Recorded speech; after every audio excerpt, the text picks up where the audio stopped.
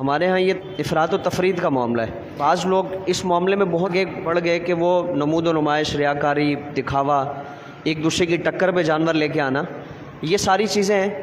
اور بعض لوگ اخلاص کے ساتھ بھی لاتے ہیں تو لوگ ان پہ طعن و تشنیع شروع کر دیتے ہیں۔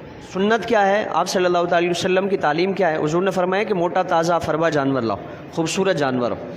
سمینوا ضحایاکم فإنھا علی الصراط مطایاکم، یہ حدیث مبارکہ میں فرمایا کہ موٹا تازہ فربا جانور لاؤ کہ یہ کل پل صراط پہ تمہاری سواریوں کے کام آئیں گے۔ تو اگر اخلاص کے ساتھ، سچی نیت کے ساتھ اگر کوئی موٹا تازہ فربا جانور لاتا ہے، جتنا زیادہ اچھا، خوبصورت اور مہنگا جانور لائے گا اتنا زیادہ اس کے لیے ثواب ہے۔ لیکن اگر دل میں چور ہے، ریاکاری ہے، دکھاوا ہے اور نمود و نمائش کے لیے لا رہے تو یہ اللہ کی بارگاہ میں انتہائی پکڑ کا باعث ہے۔ اس کو شرک اصغر قرار دیا، چھوٹا شرک۔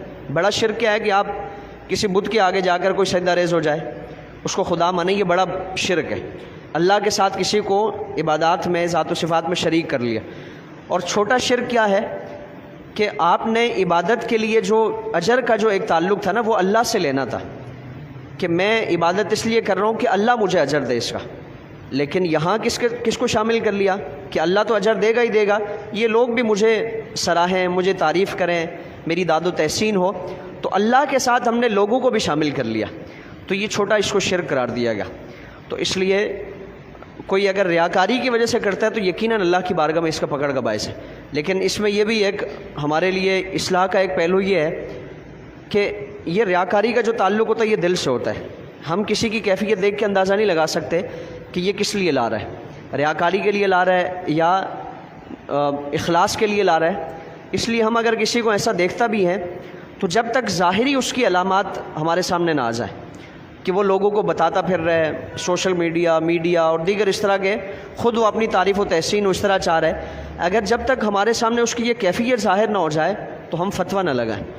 ہم کسی کے بارے حسن ظن ہی رکھیں، اچھا گمان رکھیں کہ اس نے حضور کے فرمان کے مطابق ہی عمل کیا ہوگا۔